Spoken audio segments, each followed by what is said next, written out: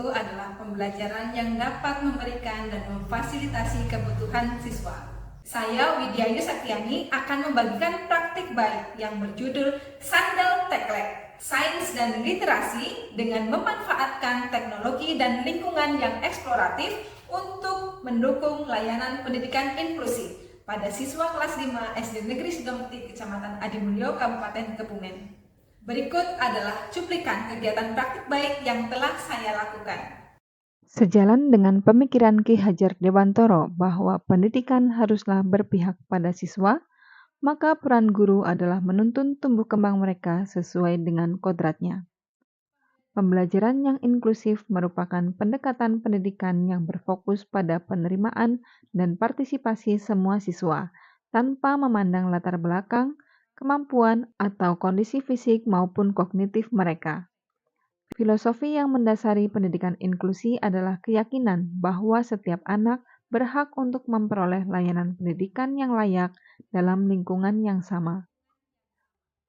Pembelajaran berdiferensiasi adalah pembelajaran untuk mendukung semua siswa di kelas kita, karena pembelajaran berdiferensiasi mengedepankan konsep bahwa setiap individu memiliki minat, potensi, dan bakat yang berbeda, sehingga keputusan yang dibuat oleh guru berorientasi pada kebutuhan siswa. Guru harus mampu mengkolaborasikan perbedaan tersebut dengan strategi yang tepat. Hi, how are you? I'm fine, how are you? I'm fine, thank you. Tujuan pembelajaran kita hari ini mengidentifikasi peran makhluk hidup pada rantai makanan. Tikus-tikus itu dimakan oleh ular.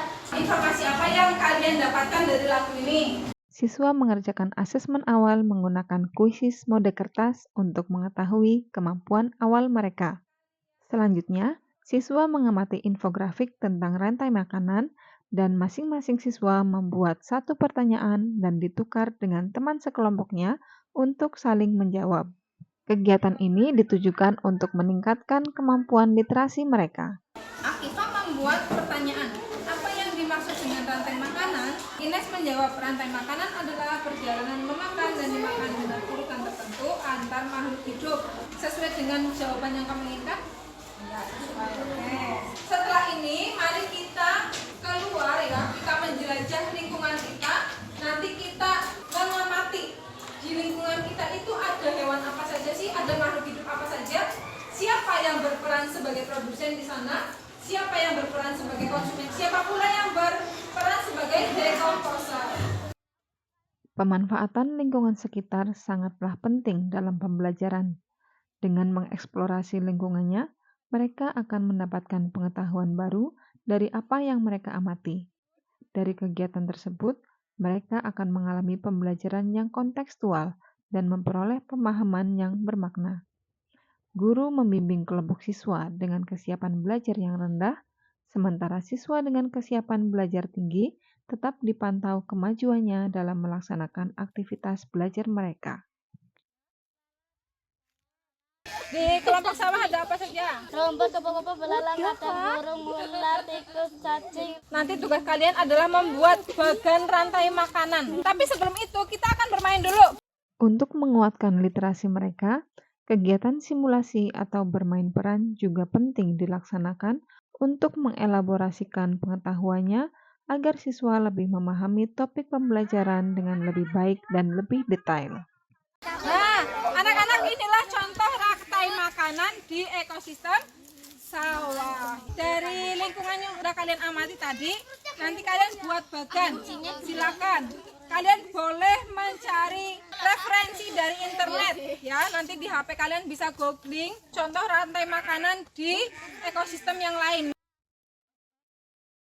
Pemanfaatan teknologi memberi kesempatan kepada siswa untuk dapat meningkatkan literasi digital dengan membuat suatu produk yang sesuai dengan kreativitas mereka, khususnya dalam menggunakan aplikasi Canva untuk membuat bagan rantai makanan. Bagi siswa yang tidak membawa ponsel, guru memfasilitasi dengan menyediakan gambar-gambar, sehingga siswa tetap terpenuhi kebutuhan belajarnya. Ya anak-anak, membuat karya melalui aplikasi Canva, nanti dikirim ke guru ya. Ini presentasi dari kelompoknya Andi. Kita mempresentasikan Rantai rantai makanan makanan di ekosistem sungai. Ya, kemudian siapa yang makan lumut?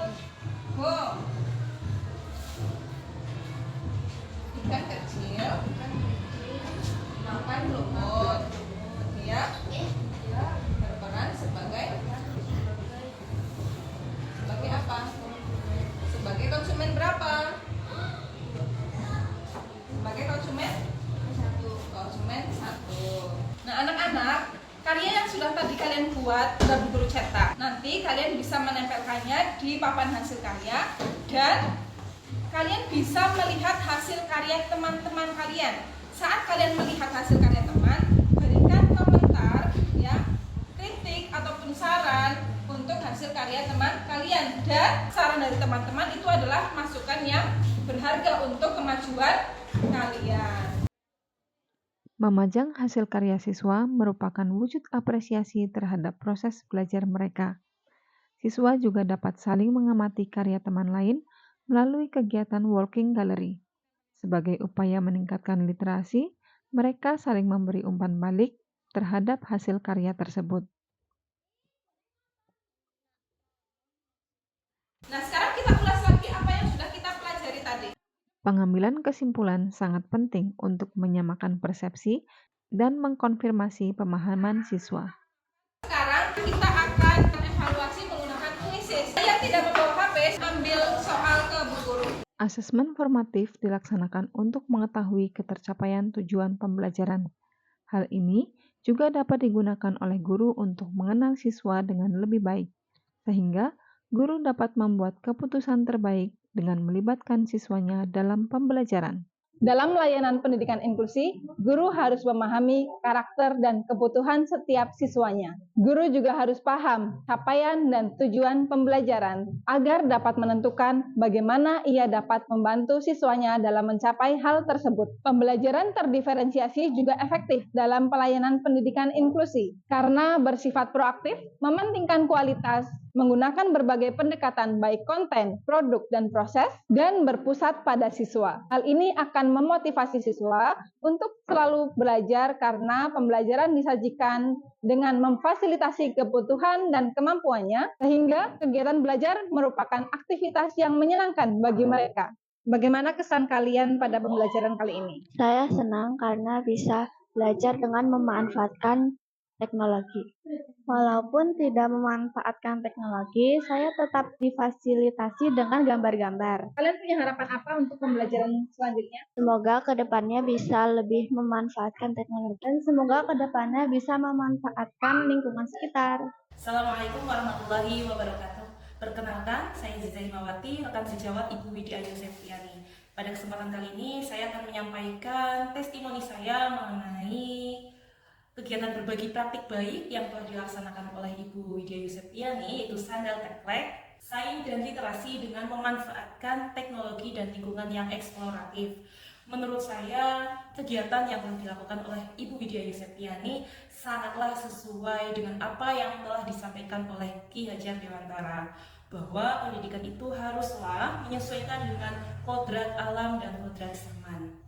Pada pembelajaran tersebut, Ibu Widya Ayu Septiani telah memanfaatkan lingkungan sekitar dengan baik, yaitu mengajak anak untuk mengeksplor lingkungan di sekitar sekolah. Selain itu, anak juga diajak untuk belajar sesuai dengan kodrat zamannya, yaitu memanfaatkan teknologi, yaitu menggunakan aplikasi Canva untuk membuat bagan rantai makanan. Menurut saya, kegiatan tersebut sangat baik dan perlu disebarluaskan serta dilanjutkan oleh kami serta kawan-kawan yang lain. Wassalamualaikum warahmatullahi wabarakatuh.